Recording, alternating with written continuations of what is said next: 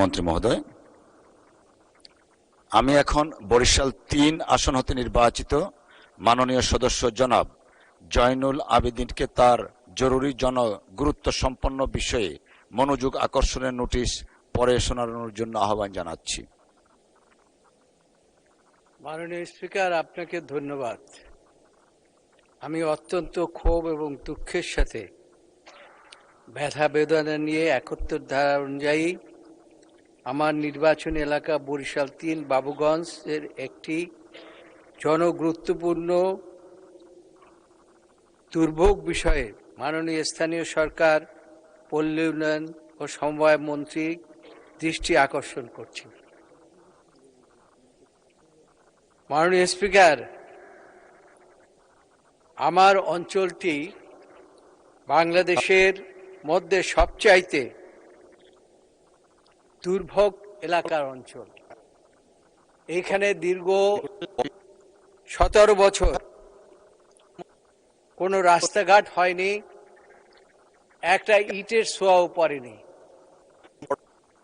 মাননীয় স্পিকার, শুধু তাই নয়, কোনো একটি মাটির রাস্তাও সেখানে তৈরি হয়নি, যে কারণে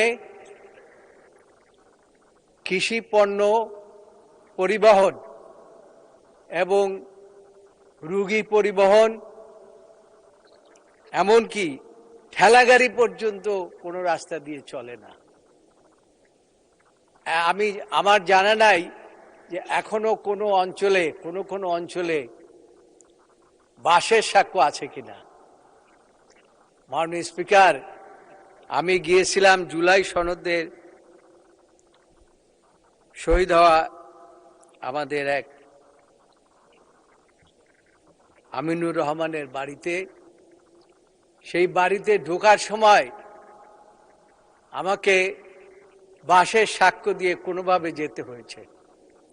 মাত্র ১৫ মিনিটের রাস্তা বাবুগঞ্জ থেকে, সেখানে আমাকে যেতে প্রায় ১.৫ ঘন্টা সময় লেগেছে।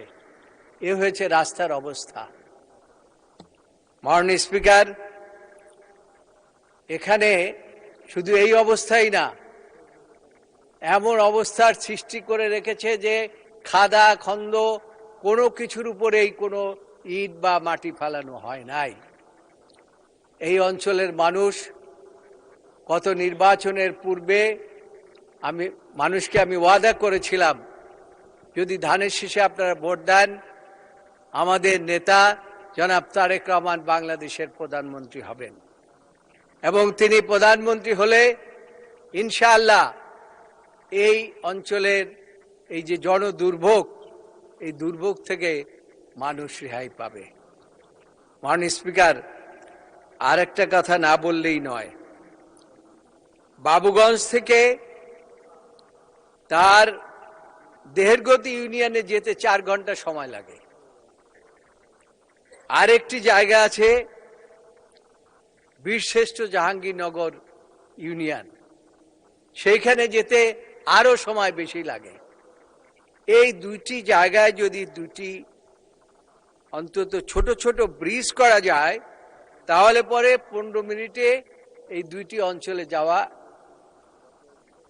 একেবারেই সহজ। মাননীয় স্পিকার, না হলে পরে মানুষের দুর্ভোগের আর কোনো সীমা থাকে না। সেজন্য আমি মাননীয় পল্লী উন্নয়ন এবং স্থানীয় সরকার সমবায় মন্ত্রীর দৃষ্টি আকর্ষণ করছি, অনতিবিলম্বে আমার এলাকার এই রাস্তাঘাট অন্তত পুনর্নির্মাণ করে হোক, সংস্কার করে হোক, উন্নততর করা, অন্যথায় মানুষের দুর্ভোগের আর সীমা থাকবে না। মাননীয় স্পিকার, আপনাকে ধন্যবাদ। ধন্যবাদ মাননীয় সদস্য। মাননীয় স্থানীয় সরকার, পল্লী উন্নয়ন ও সমবায় মন্ত্রী জনাব মির্জা ফখরুল ইসলাম আলমগীরকে এই বিষয়ে তার সংক্ষিপ্ত বিবৃতি প্রদানের জন্য আহ্বান জানাচ্ছি। ধন্যবাদ। ধন্যবাদ মাননীয় স্পিকার। মাননীয় সংসদ সদস্য জনাব জয়নুল আবেদিন যে জরুরি জনগুরুত্ব সম্পন্ন বিষয়ের উপর নোটিশ দিয়েছেন, তার উত্তরে আমি তাকে জানাতে চাই যে তিনি যে কোনো সময় আমাদের মন্ত্রণালয়ে এসে তার এই সমস্যাগুলো আমাদেরকে লিখিতভাবে জানালে আমরা অবশ্যই তার সমস্যাগুলো দূর করবার চেষ্টা করব। ধন্যবাদ মাননীয় স্পিকার। ধন্যবাদ মাননীয় মন্ত্রী মহোদয়কে স্পেশাল কনসিডারেশনের জন্য। আপনাকে ধন্যবাদ। মাননীয় সদস্য জনাব জয়নাল আবেদীন, আপনি এ বিষয়ে একটি প্রশ্ন করতে পারেন। মাননীয় স্পিকার, আমি তো আগেই বলেছি যে এরকম অঞ্চল বাংলাদেশের দ্বিতীয়টি আছে কিনা আমার জানা নাই। তবে আমি এর পরবর্তীতে আমি উত্থাপন করব, অবশ্য সেটা আমাদের এই স্থানীয় সরকার মন্ত্রণালয়ের নয়। একটি ব্রিজ এই যে অন্তর্বর্তীকালীন সরকারের উপদেষ্টা তড়িঘড়ি করে উদ্বোধন করে এসছেন, কিন্তু কাজ ইনশাআল্লাহ শুরু হয় নাই। এই বৃষ্টি না হওয়ার কারণে এইখানে বাবুগঞ্জ, মুলাদি, বরিশাল, মেহেন্দিগঞ্জ, হিজলা এই অঞ্চলের মানুষের আসা যাওয়ার জায়গা। মাননীয় স্পিকার, এই বৃষ্টি শুধুমাত্র লোক দেখানো ভাবে শুধুমাত্র একটা উদ্বোধন করে এসেছেন, কিন্তু পরবর্তীতে আর কোনো পদক্ষেপ গ্রহণ করেন নাই। কাজেই আমি আপনার মাধ্যমে আমি মাননীয় মন্ত্রীকে বলতে চাই, কবে নাগাদ এই বৃষ্টির কাজ শুরু হবে এবং মানুষ দুর্ভোগ থেকে রেহাই পাবে? ধন্যবাদ মাননীয় সদস্য। মাননীয় মন্ত্রী। ধন্যবাদ মাননীয় স্পিকার।